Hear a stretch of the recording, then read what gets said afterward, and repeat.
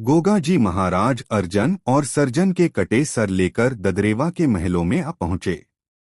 आखिर वही हुआ जिसका डर हमेशा से माता को लगा रहता था। गोगाजी महाराज के हाथों में अपने ही दोनों भाइयों के सर देखकर माता ने क्रोध में गोगाजी महाराज से कहा, तुमने अपने ही भाइयों को मार डाला, इसी वक्त महल से चला जा, मुझे कभी जीवन में अपनी शक्ल मत दिखाना। माता की आज्ञा सुनकर गोगाजी महाराज दुखी मन और भरे नेत्रों से ददरेवा से निकल गए। पीछा करते हुए सीरियल गोगाजी के पास आ पहुंची।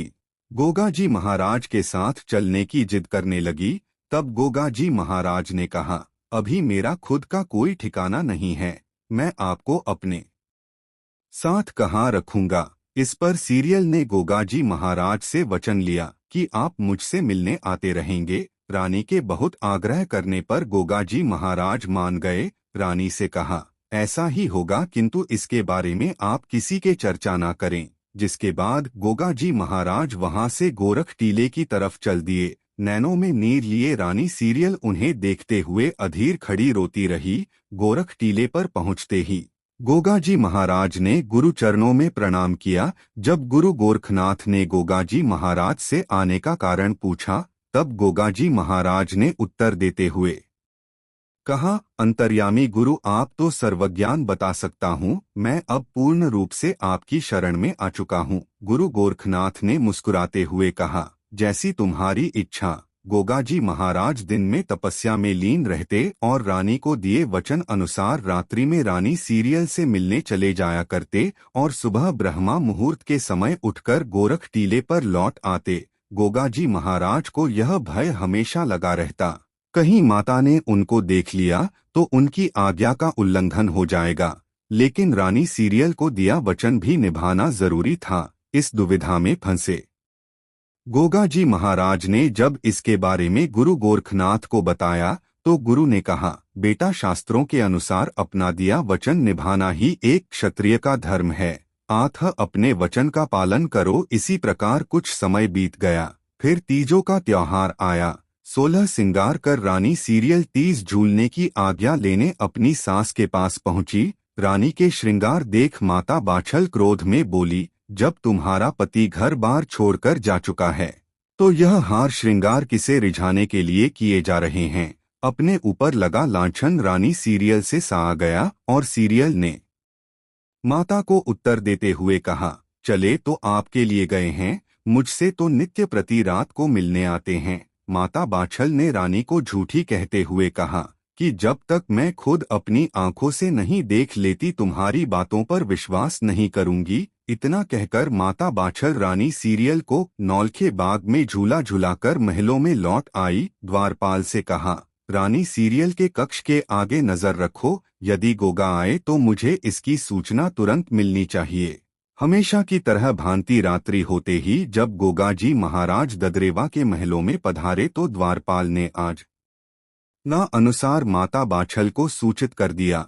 सूचना मिलते ही माता बाछल गोगाजी महाराज के बाहर आने की प्रतीक्षा करने लगी। जैसे ही गोगाजी महाराज महलों से बाहर आकर नीले पर सवार हुए, माता बाछल ने तुरंत सामने आकर घोड़े की लगाम पकड़ ली। गोगाजी ने माता के समक्ष यह सोचकर मुंह फेर लिया, कहीं माता द्वारा दी गई मुंह ना दिखाने की आज्ञा का उल्लंघन ना हो जाए। किंतु गोगाजी को यह भली भांति ज्ञात हो गया था कि माता उनका मुख देख चुकी है। इतने में कांच भी वहां आ पहुंची और माता बाछल से कहा, अगर गोगा को तुम नहीं मना सकते तो मुझे आज्ञा दो, जो जा चुके हैं वो वैसे भी कभी लौटकर नहीं आने वाले, अब क्यों वंश नाश करने पर उतारू है। इतना सुनते ही गोगाजी ने घोड़े को एड़ लगाई और नीला हवा से बातें करने लगा। माता बाछल और कांच दोनों पीछे से आवाजें देती रही। उन्होंने गोगाजी महाराज के पीछे घुड़सवार भी भेजे, किंतु नीले की रफ्तार के आगे घुड़सवार हाथ मलते रह गए। हृदय पर पर्वत के समान भारी बोझ लिए गोगाजी महाराज गुरु चरणों में आ पड़े और कहा, गुरुवर, मैं अपनी माता की आज्ञा पालन करने में असमर्थ रहा, अब मेरा जीवन मरण सब एक समान है। तभी गुरु गोरखनाथ ने गोगाजी से कहा, पुत्र गोगा, वर भूलोक पर अभी तुम्हारा कार्य संपन्न नहीं हुआ और तुम्हारी आत्मा में जिस गगल में छिपाकर लाया था वो कोई साधारण ग नहीं अपितु वह ग देवताओं द्वारा किए गए समुद्र मंथन के दौरान प्राप्त हुआ था।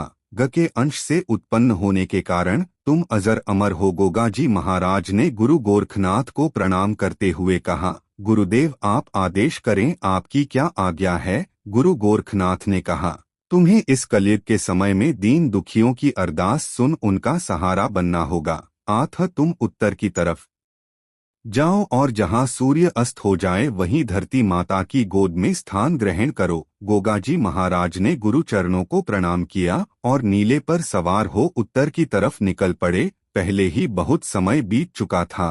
संध्या होते होते गोगाजी महाराज ददरेवा से लगभग 92 किलोमीटर दूर आ पहुँचे और गोगाजी महाराज ने रेतीले टीलों की ओट में छिपे सूर्यदेव को प्रणाम किया। दिन ढल चुका था। गोगा जी महाराज ने धरती माता से आग्रह किया, है माते मुझे अपनी गोद में स्थान दें।